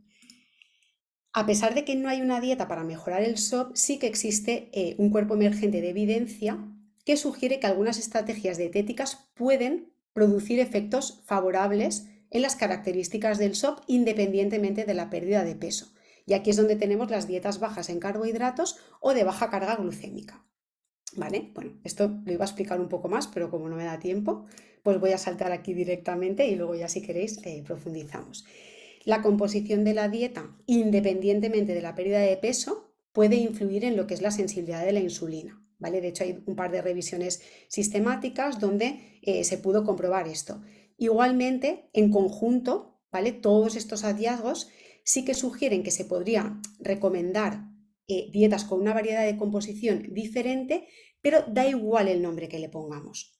Siempre que se produzca el déficit calórico que va a reducir esa adiposidad y que va a mejorar todos estos mecanismos que estamos comentando, va a ser buena, porque ni todas las mujeres son iguales. Pensad que tenemos muchísimas otras cosas que tener en cuenta, ¿no? Como si trabaja de día, trabaja de noche, entrena, no entrena, ¿vale? La composición corporal que tenga. Entonces, pues bueno, al final, el resumen, ¿no? Que esto es lo que nos gusta a nosotros ver, ¿no? Es como, ¿qué dieta, no? O sea, ¿qué pinta tiene una dieta para SOP? Pues bueno, esta sería la dieta recomendada para SOP, que en realidad es lo que os decía, no difiere demasiado de las recomendaciones que se van a dar a la población general. Dieta rica en vegetales, por el tema de la fibra, relacionada con el control de la glucemia, que aporten fitoquímicos, que mejoren la composición de la microbiota intestinal y la riqueza. Pensad que, como ha dicho Laia, la microbiota al final es como un órgano más y va a producir ácidos grasos de cadena corta, ¿vale? Que van a mantener esa barrera intestinal y van a reducir el riesgo de inflamación crónica, alimentos ricos en ácidos grasos omega 3 y, por supuesto, siempre ponemos el foco en lo que, o sea, es decir, yo creo que el foco está en qué tenemos que evitar, ¿no? Todo lo que tenemos que potenciar ya lo sabemos, pero también tenemos que pensar que ningún alimento tiene propiedades ni curativas ni aporta beneficios por sí sola, ¿vale? Es decir, es la composición total de la dieta lo que va a ser importante. Y sobre todo que la persona a la que le das la dieta la cumpla, porque sin adherencia, desde luego le puedes dar una dieta perfecta que si no la hace es como si no le hubieras dado nada. Bien, la implicación de la microbiota, pues ya os ha contado un poquito Laia, ¿no? Parece ser que las mujeres con SOP tienen una menor diversidad de la microbiota relacionada con ese aumento de los andrógenos, con el estrés oxidativo, con la inflamación crónica, ¿no? Y al final pues hay una permeabilidad en la pared intestinal que hace que, pues bueno, que todo este ambiente esté un poquito alterado. Entonces, pues bueno, la intervención en la microbiota lo mismo, habría que valorar muchísimas cosas, pero bueno, que sepamos que es algo que sí que tiene que ver y además es una línea muy interesante de investigación que se ha abierto. La actividad física, pues bueno, al final el ejercicio físico lo que hace es que va a sensibilizar el músculo a la insulina. El músculo es otro órgano endocrino que consume mucha energía y que también emite señales, ¿vale? Y hormonas. Aparte liberamos endorfinas, ¿vale? Que produce bienestar, mejorando todos estos aspectos psicológicos. También el ejercicio va a modular la translocación de los transportadores GLUT4, mejorando esa sensibilidad a la insulina. Y bueno, al final también pues todo el perfil metabólico va a mejorar. Entonces, la guía de 2023, ¿qué es lo que recomienda? Pues te hace como tres puntos, ¿no? Te dice para prevenir y mantener, para perder peso, ¿no? Y luego para adolescentes. Entonces, para que os hagáis una idea, habla de entre 150 y 300 minutos de actividad intensa moderada o 75-150 minutos de actividad aeróbica intensa y vigorosa por semana. Estamos muy lejos de cumplir estos mínimos, pero muy lejos. Tenemos una población súper sedentaria y cada vez vamos a más inactividad. Entonces, pensad, muchas veces nos centramos en la dieta cuando realmente a veces el ejercicio físico, mejorar esa composición corporal, aumentar masa muscular y que a su vez se reduzca la grasa, va a ser una buena intervención y mucho más eficaz que decir únicamente pierde peso, ¿no? Que es como así bastante más burda. Vale, esto lo voy a pasar rápido porque además Laia ya lo ha comentado, ¿no? Como al final las mujeres con hiperandrogenismo sí que presentan algún grado de sintomatología de depresión o ansiedad porque, bueno, al final se produce un déficit relativo de cortisol, hay una bajada de cortisol, ¿no? Bueno, es el mecanismo que ha explicado ella y al final, pues bueno, ¿qué tenemos que tener en cuenta? Pues dar herramientas, ¿no? Darles herramientas, pues ya puede ser meditación, ya sea pues, que vayan al psicólogo, el propio ejercicio, es decir, que hay que hacerles como un acompañamiento más allá porque, bueno, las dejamos como un poco desamparadas con la recomendación de perder peso y ya está, ¿no? De hecho, esto es frecuente en consulta. Me han dicho que pierda peso, pero es que no sé qué hacer. Pues claro, si encima el gimnasio no te gusta, te sientes mal, etc., pues es un poco un desastre. El sueño. Bueno, pues las mujeres con SOP tienen un mayor riesgo tanto de trastornos clínicos como no clínicos del sueño, ¿vale? Que están mediados por ese trastorno hormonal y en particular por la reducción de los niveles de progesterona y también de la melatonina. Sabemos que tanto el estrógeno, la progesterona como la melatonina modulan, ¿no? Es decir, liberan, o sea, modulan sí, todo lo que es el eje HPO. Y además, es más probable que una mujer con SOP tenga una apnea obstructiva del sueño. El SOP y el sueño son factores que están interrelacionados y además pueden contribuir al empeoramiento de la presentación del otro. Es decir, que es antes el huevo o la gallina, por las dos cosas, ¿no? Hay hipersomnia, insomnio, ¿no? Es decir, todo lo que son trastornos del sueño, incluida la mala calidad, problemas con la iniciación del sueño, fatiga severa, sueño inquieto, dificultad para dormir, es decir, que el descanso nocturno de peor calidad va a afectar a la sintomatología del SOP y este es un pilar muy importante que se deberá de abordar. Y bueno, ya voy acabando, ya hablo de un poquito de la suplementación. Pues bueno, existe una gran cantidad de opciones de suplementación para mejorar los síntomas del SOP, atacando por diferentes vías, ¿no? Ya sea la inflamación crónica, el estrés oxidativo, la hiperinsulinemia, el hiperandrogenismo, incluso los niveles elevados de homocisteína. Yo os voy a contar el caso del inositol, porque además es uno de los suplementos que más evidencia tiene y que además aparece en la guía internacional, esta que estamos hablando, basada en la evidencia para la evaluación y gestión del SOP. Entonces, bueno, ¿qué es el inositol? Pues bueno, el inositol, hablando claro, rápido y fácil, es un sensibilizador de la insulina, ¿vale? Actúa como segundo mensajero en la transducción de la señal de la insulina y se ha visto que en mujeres con SOP el ratio está desequilibrado, ¿vale? No voy a meterme mucho más en esta historia porque es un follón que todavía a mí me falta incluso aprenderme. Igual cuando acabe la tesis os puedo hablar mucho más de esto, pero lo que realmente nos interesa es que se podría considerar el inositol como un tratamiento, ¿vale? Como una opción, siempre y cuando teniendo en cuenta que va a ser una terapia experimental, ¿vale? Es decir, el inositol pensamos, o sea, puede tener beneficios, aunque ahora mismo la evidencia que hay no es que podamos recomendarlo ni en una dosis ni en casos concretos, pero como parece ser que no tiene efectos secundarios y los beneficios son potenciales, pues Si la mujer lo acepta, le apetece, ¿no? Y aunque tengamos baja certeza, se puede considerar su uso siempre y cuando, pues en el caso nos parezca interesante. Obviamente la metformina es uno de los grandes sensibilizadores, ¿no? Que es el que se debería de considerar, pero como tiene efectos secundarios, muchas veces el inositol puede utilizarse en su contra y bueno, pues ser una opción. Y nada, ya estoy aquí al final. Muchísimas gracias. He hecho un poco en apnea todo, pero es que si no, no me daba tiempo. Muy bien, Muchísimas gracias. muy bien, Chusa. Eh, Ahora entramos en el capítulo de algunas preguntas que han surgido también por el chat. Entonces, Vale. eh, empiezo por... Y os digo a todas, que os lo he dicho por el chat, que la que quiera preguntar, que puede preguntar por el chat o puede preguntar también oralmente, la que quiera.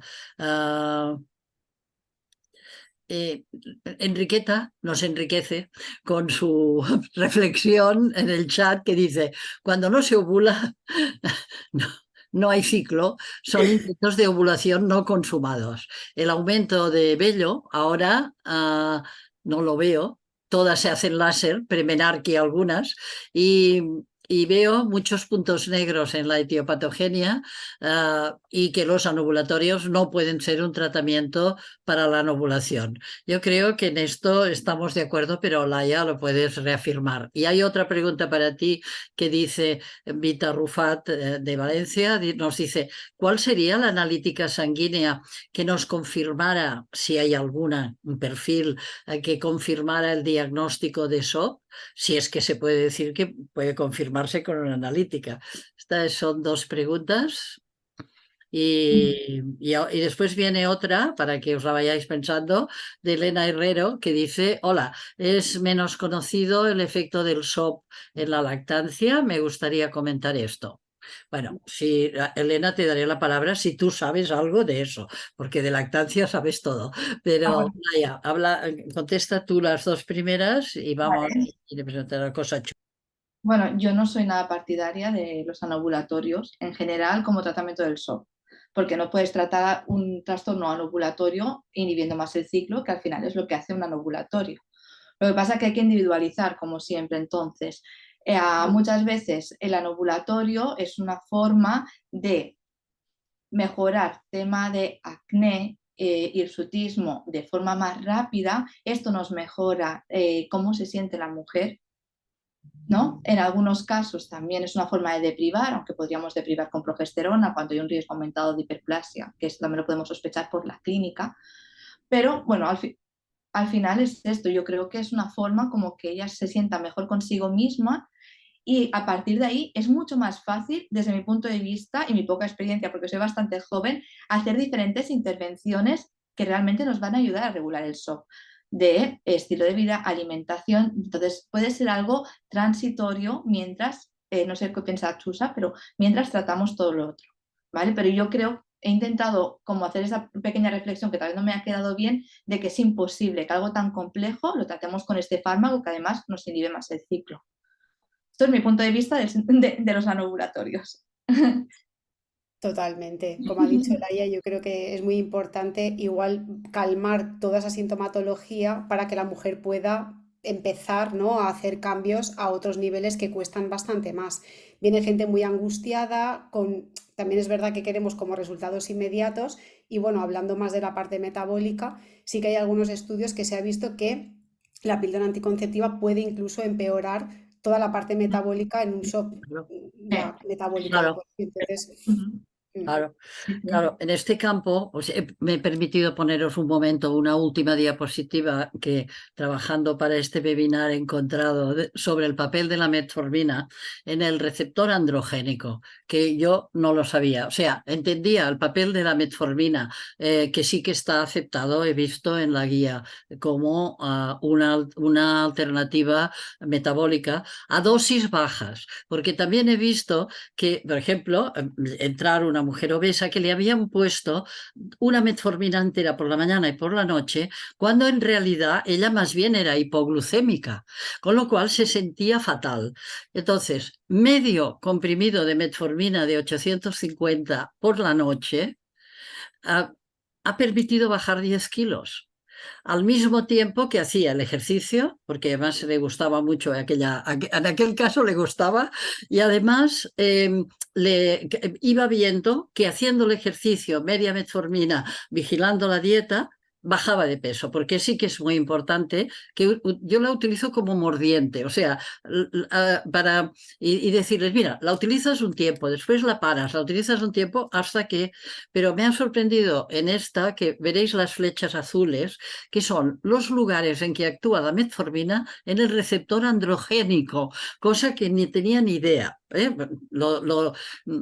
un webinar de la red, por tanto nos podemos decir que no tenemos ni idea de muchas cosas porque queremos tenerla. O sea, yo utilizaba la metformina en el ovario poliquístico para ayudar a adelgazar. Pensaba que como venzo la resistencia a la insulina, también lo hacemos en la diabetes tipo 2. Pero al parecer el hecho de que la metformina actúe en el receptor androgénico disminuye la secreción de citoquinas y el patrón inflamatorio. Y este artículo lo que explica es que puede mejorar la metformina, la inflamación y la hiperplasia endometrial, que quizá no sabíamos que era por eso. Es del 21, pues bueno, gracias al webinario lo he podido leer. Y luego recordar que lo ha dicho, me parece que lo ha dicho Laia, que en este caso en que todavía no ovulan, a lo mejor, utilizar la progesterona natural como compensadora, por ejemplo, imitando el ciclo, la progesterona, por ejemplo, en gel, inhibe la salida de vello localmente, porque es antiandrogénica. O sea, utilizar el gel de progesterona, no todo el ciclo, sino en la segunda fase del ciclo, les inhibe también y les mejora el sueño. Que tienes razón, Chusa, que tienen un sueño muy difícil, porque está interrumpido constantemente. Bueno, vamos a pensarnos si a la larga, y lo de los inositoles, ya no sé si Laia nos ilumina, porque hay una diferencia entre el 51, entre el quiroinositol y el inositol. ¿Qué nos pasa? ¿Que hay dos inositoles? Pues, ¿alguien se aclara? Pero en realidad hay 9 isoformas. Es que Son isoformas, vale. sí. ¿Y qué nos pasa? ¿Tú qué sabes más, Chusa?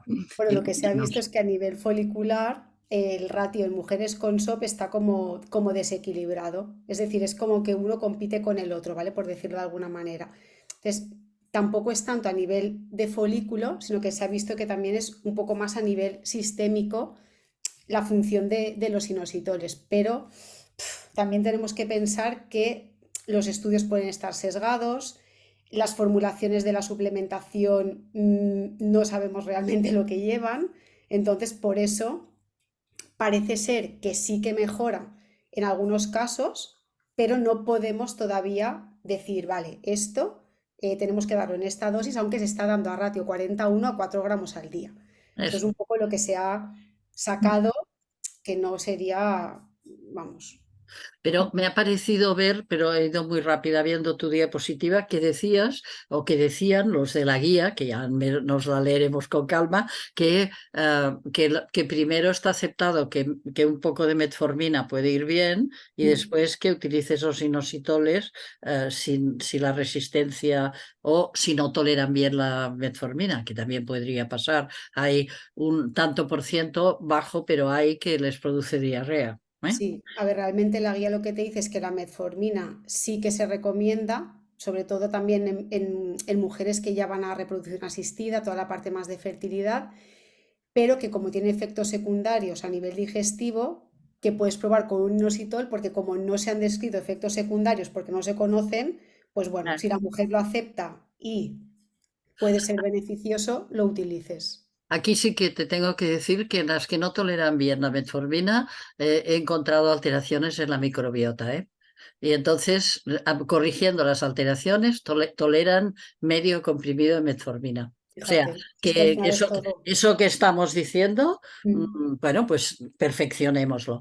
Elena, no sé si estás por aquí. ¿Quieres decirnos algo de la lactancia? ¿Tú qué has visto de estos casos del SOP? ¿Has visto algún caso de SOP que tuviera problemas en la lactancia? Bueno, no sé si se me oye, ¿sí? Que te oye perfecto. Vale, muy bien. Bueno, un saludo a todas, especialmente a ti, Karma. Y bueno, yo la verdad estaba deseando llegar a este webinar porque nosotras vemos, yo veo todos los meses 3 o 4 casos de SOP que afectan a la lactancia. Y, y bueno, entender que es un síndrome metabólico reproductivo, pues es una cosa esencial en el SOP, ¿no? Que por desgracia no es la vertiente mayoritaria, la ginecología, es decir, que las mujeres que nos encontramos con este problema en la lactancia, porque atendemos dificultades de lactancia, pues nunca nadie les ha advertido que muchos de los problemas reproductivos que ya tuvieron se debían al SOP, ni tan siquiera que tenían claramente un SOP, ni tan siquiera que iban a tener problemas en la lactancia por tener un SOP, ¿no? Y haber tenido problemas de fertilidad, es decir, la inconsciencia, ¿no? Con que llegan a este tema, ¿no? A pesar de haber sido, bueno, ya sabéis, las mujeres pues, súper chequeadas desde nuestra más tierna infancia, pues es tremenda, ¿no? ¿Qué nos encontramos nosotros con el SOP en la lactancia? Pues en general muchos subtipos, como comentaba Laia. Es decir, mujeres que tienen un perfil de obesidad, otras que no lo tienen, un perfil más androgénico con hirsutismo o sea, y alopecia androgénica, otras que no lo tienen, mujeres con pechos grandes, mujeres con pechos pequeños, hipoplásicos, desiguales. Es decir, encuentras toda esa variedad. eh, Cuando hacemos analíticas, que hemos metido en la red de apoyo que tenemos a muchas matronas de la red pública y solicitamos que hagan analíticas a las mujeres, pues vemos estas dislipemias, mujeres que debutaron con diabetes gestacionales y que después de haber estado a control en el embarazo dejan de estar a control después. Te encuentras las hiperprolactinemias, que encima son interpretadas en la lactancia, es decir, mujeres que tienen poca leche, incluso que no tienen casi leche, o sea, que no llegan a producir más que centímetros cúbicos de leche simbólica, que es más galactorrea que leche, pues como tienen prolactinas muy altas, pues nadie les da ninguna explicación, ¿no? Como las tienen muy altas, pues es que tendrían que tener mucha leche, bueno, en fin, que al final les dicen que es un fracaso de la técnica, qué sé yo, es una especie de locura en el que en esa locura pues nosotras nos movemos con un criterio un poco en base a lo que Laia y Susa comentaban, ¿no? De darles indicaciones en sus estilos de vida, con el tema del inositol. Y en lactancia sí se prueba bastante la metformina, es decir, está bastante documentado el uso de la metformina, como decía Karma, en baja dosis.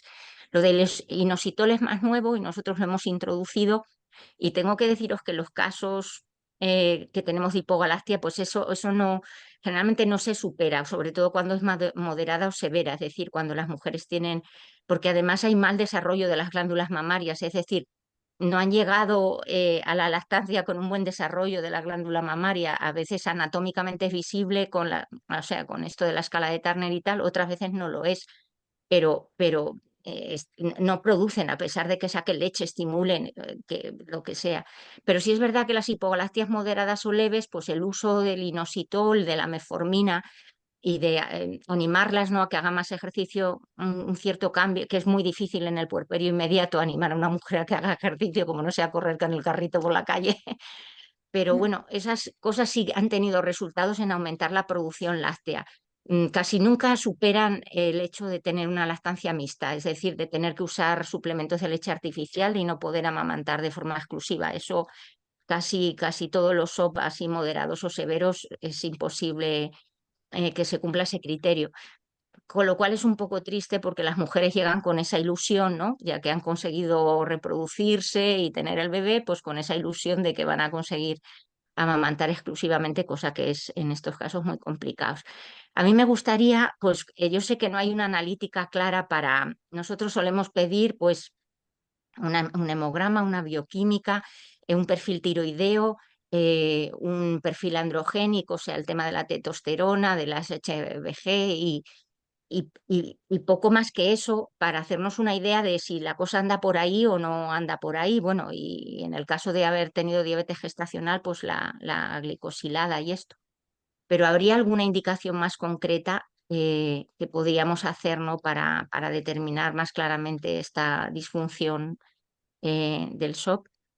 Y luego tengo una pregunta. En el tema de las jóvenes, que es distinto, ¿no? Que en el tema de las mujeres jóvenes, yo, por ejemplo, tengo una hija que está eh, entre una endometriosis y un SOP, es decir, tanto las pruebas que han hecho de imagen como como un poco la historia, pues no hay anovulación, no hay hirsutismo, no hay perfil androgénico, pero sí hay hiperplasia endometrial y dolor en las menstruaciones y sí un cambio en su patrón metabólico, ¿no? De haber sido una niña delgada a dejar de serlo y tal. Entonces, en este tipo de mujeres jóvenes y eso, cuando las cosas son así de poco claras, ¿qué recomendaríais? Vale, a ver. Vale, Laia, Laia un trozo, Chusa lo que quieras. Y yo, Elena, solo te pregunto si habéis hecho una revisión de esto, de lactancia y SOP, porque yo no la Sí, tengo sí, hecha, la sí, tenéis sí, hecha. sí, Revisión sí, bibliográfica. sí, sí. Vale, pues sí, ya hablaremos, Mm. porque queremos hacer un Mujeres y Salud de una revista de salud gestacional la próxima en el dossier y lactancia. Yo ya tengo que hablar contigo, pero ahora hablo públicamente para aprovechar el tiempo. Laia, contesta. A ver,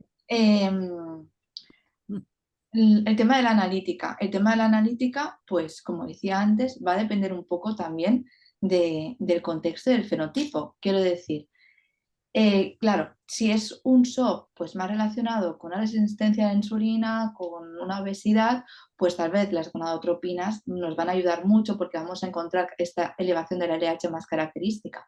Pero puede ser también que es muy frecuente que tengamos a día 3 de ciclo una mujer que menstrua, o que sangra al menos, niveles de FSH y LH prácticamente iguales.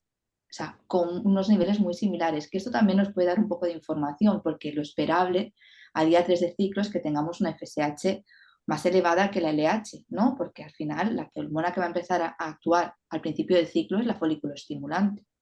Eso es lo que podríamos esperar. Y aunque no tengamos esta inversión clásica de la ratio 3:1 que tanto nos dice los artículos anticlásicos, podemos encontrar algunos hallazgos así sospechosos o sugestivos que nos puedan poner un poco en alerta. Luego los niveles de la SHBG, bueno, lo característico es que estén disminuidos, pero si tienes un SOP un poquito más adrenal, pues los vas a encontrar en niveles normales.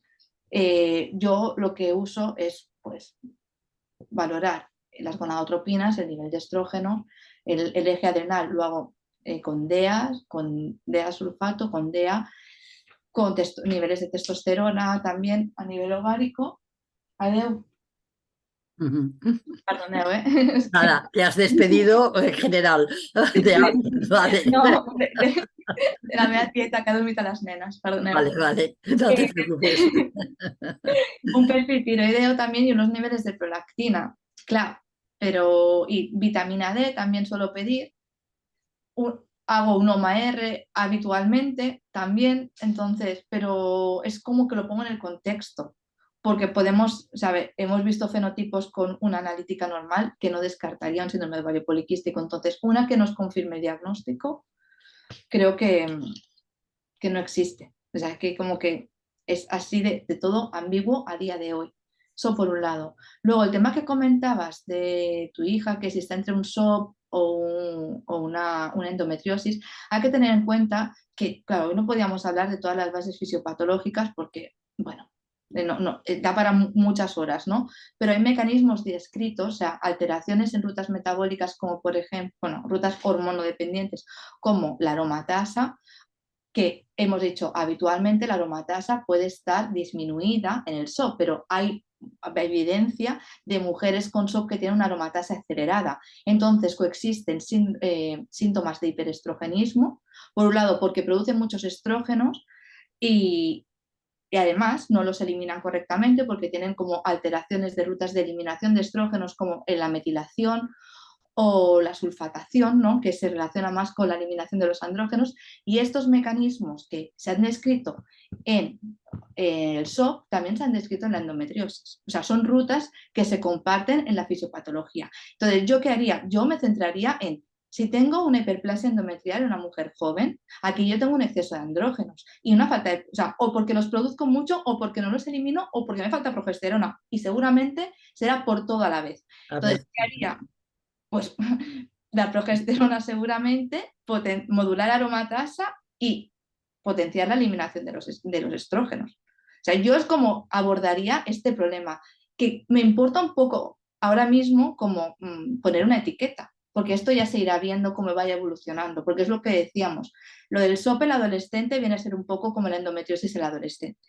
O sea, hay que poner como población a riesgo, ir haciendo un seguimiento y ver cómo evoluciona, porque las intervenciones que tú puedas hacer a nivel de estilo de vida, a nivel de tratamiento, abordaje de las posibles explicaciones o bases fisiopatológicas que explican los diferentes trastornos, pues al final te va a mejorar la clínica, te va a controlar la enfermedad y ya veremos al final en qué desemboca, ¿no?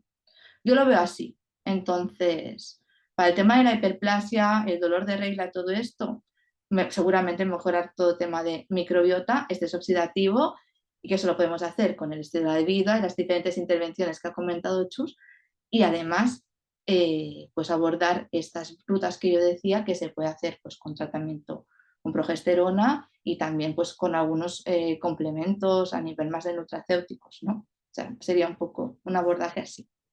Muy bien. O poner un diumirena, pero yo no soy partidaria de eso. No, no, no.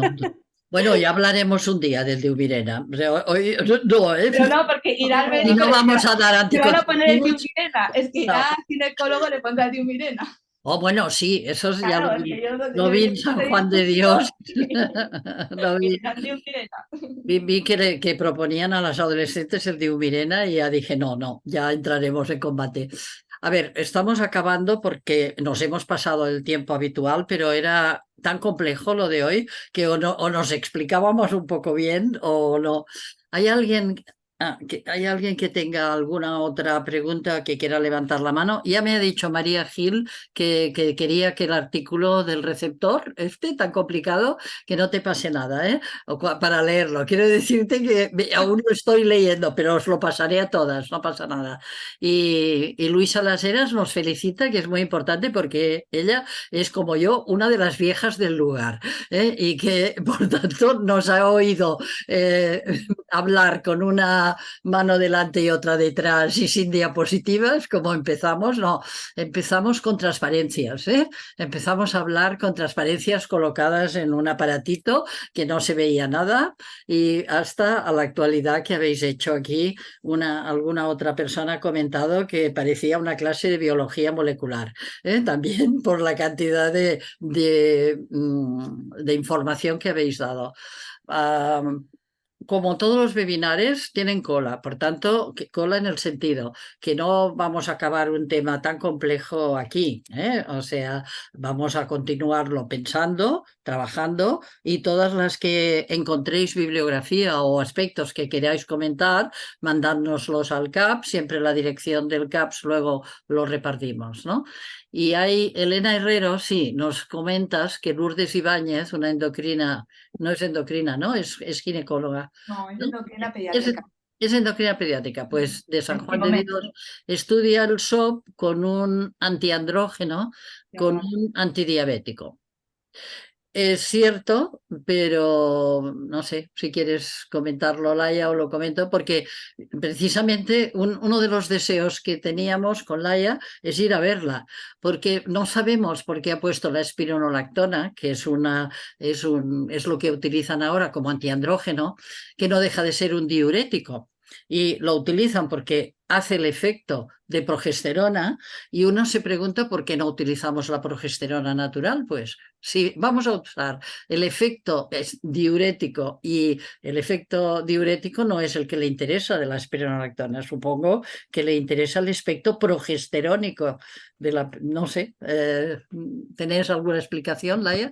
¿O no la conocemos suficiente? Se lo vamos a preguntar, Elena. entraremos en contacto porque nos parece una buena investigadora y ella en su objetivo vi que tenía la intención de que no se usaran anticonceptivos, que intentáramos que ovulen. Y yo creo que esto nos une. O sea, nosotros no intentamos que las mujeres no ovulen, sino intentamos que ovulen bien, que no tengan dolor y que utilicen el anticonceptivo para lo que es para prevenir un embarazo, pero no para regular un ciclo. Y entonces, que eso no está en las indicaciones, además, que lo dije en una jornada que me invitó Laia y se quedaron muy sorprendidos, que no está, el anticonceptivo no tiene esta indicación, por tanto lo estamos usando en una cosa que nos podrían correr a gorrazos, ¿no? María, que usemos una cosa que no está en las indicaciones es un error de indicación, pero bueno. Hablaremos con ella y os contestaremos. No veo ninguna. Muchas gracias, nos dicen muchas gracias a todas. O sea, que quedamos agradecidas unas a las otras y continuemos haciendo ciencia.